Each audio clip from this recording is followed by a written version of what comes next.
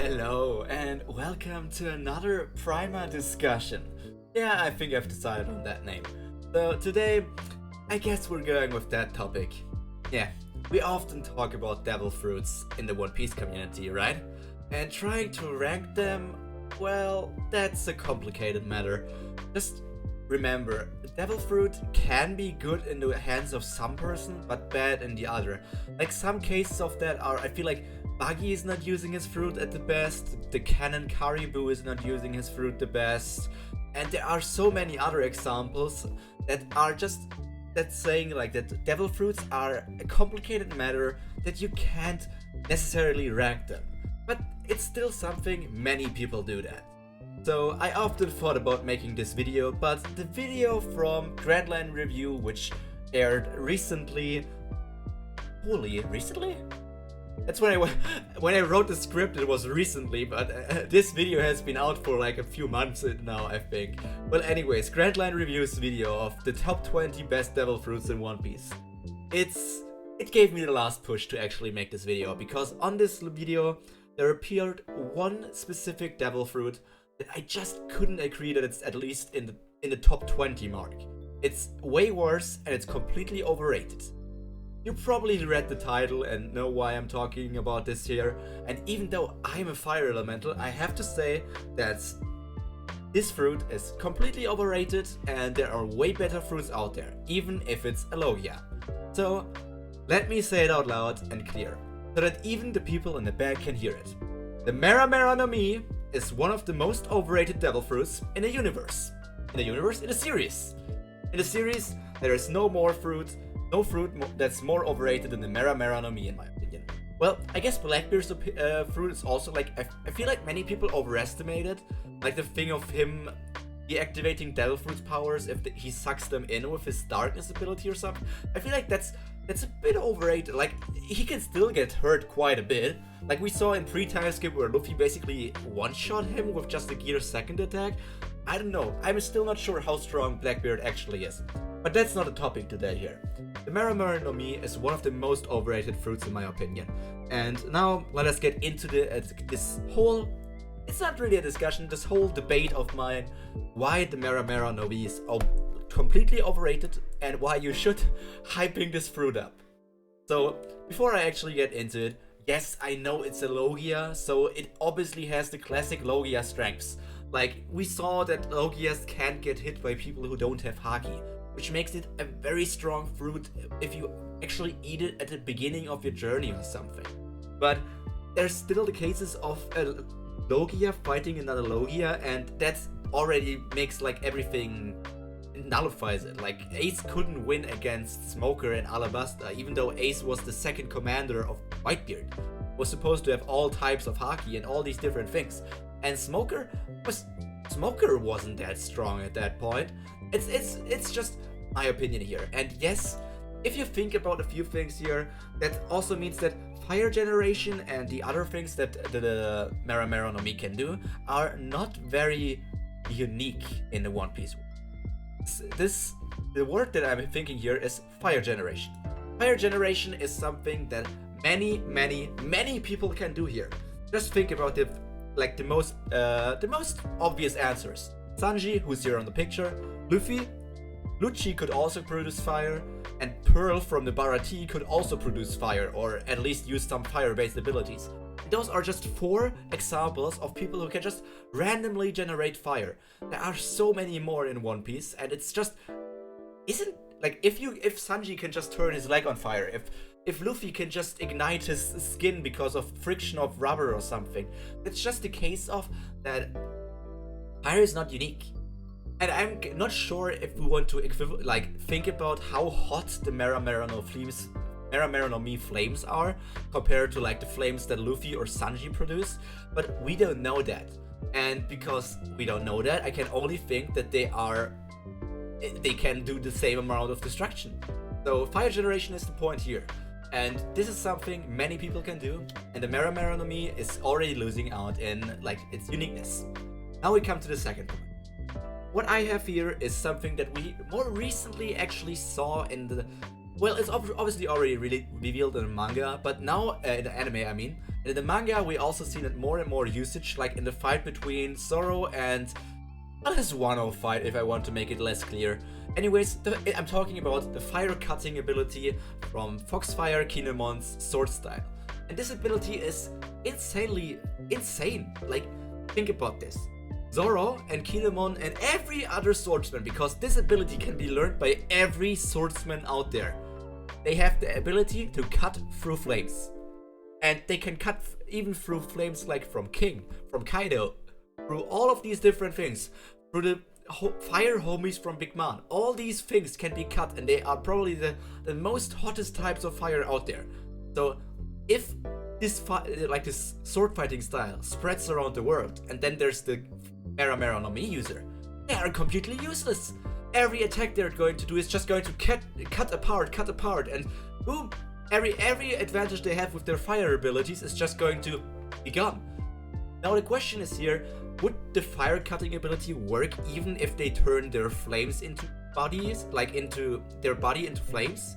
Because if we think about this, they would be able to cut the flame bodies, even if they use their Logia power. If that hurts the user, I don't know. And I want to say no, just to give it a bit more of a Logia strength and all these things.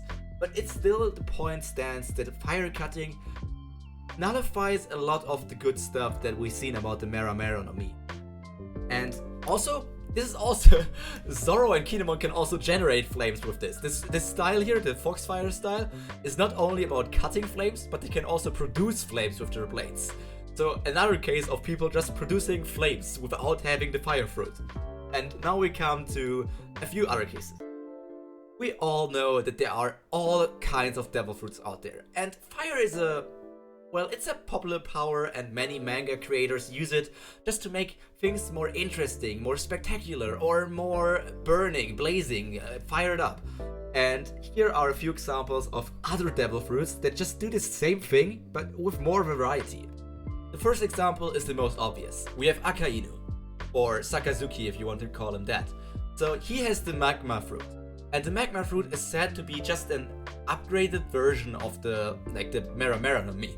So obviously that already says that his fruit has more destructive power, is stronger, and will always win against the Mera Mera no Mi. So obviously there's this theory that Sabo will fight against Sakazuki or something and get the revenge against or Ace.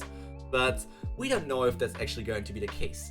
And if we're going by real world logic, there are flames that are hotter than magma. So obviously there's still the opportunity to make the Mera Mera no Mi less overrated, actually really powerful, if they can create flames even hotter than magma. Maybe that's the power of being awakened. Who knows what the other abilities they might get when the fruit is actually in very good hands and they can produce even hotter flames. But as it stands, Ace was a good user. It's just that in his hands the fruit felt kind of eh. Anyways, yes, that's the point, that the magma fruit is currently better. And I will stand by the point that Sabo, if he doesn't produce hot flames, he also doesn't have a chance against Akainu. And that's just how it is. There's no way. This fruit is just supposed to be better, and that's how it is. Similar to things like Monet's fruit with the Snow fruit, and Kuzan's fruit with the Hie no Mi, cold fruit. Those two are just two different upgrades, even though the Snow fruit can also freeze things and do all these different things. But there's just a difference of telling something it's the upgraded fruit. I also had that theory that Mera Mera no Mi, like when they talked about this fruit... okay. If you don't want to hear this, skip 1 minute ahead, I'm talking about manga spoilers again. In the manga, they recently revealed by the Gorosei that there is one fruit that they hasn't awakened for centuries, I think.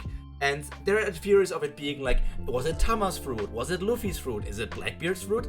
Or is it the Mera Mera no Mi? What if the Mera Mera no Mi is actually called the Sun God fruit or something, and it's like connected to Sun God Nika? Like, it's a weird theory, and it's obviously not going to be the case. I think it's Luffy's fruit and he has the Sun Wukong fruit or something, but I just wanted to bring this up for a second. But now, let's continue to the next devil fruit. And yes, we're talking about Doflamingo here. Doflamingo has all of these strings abilities, and he is already awakened, so he also has the ability to turn buildings into strings. And just seeing how he can do these many things with strings, like he has this bird cage, he has the turn buildings into strings, he has this prismatic string which combines all these different types of lights, he has the god string or something, I don't know, maybe he wears a G string. So anyways, he also has the power to overheat.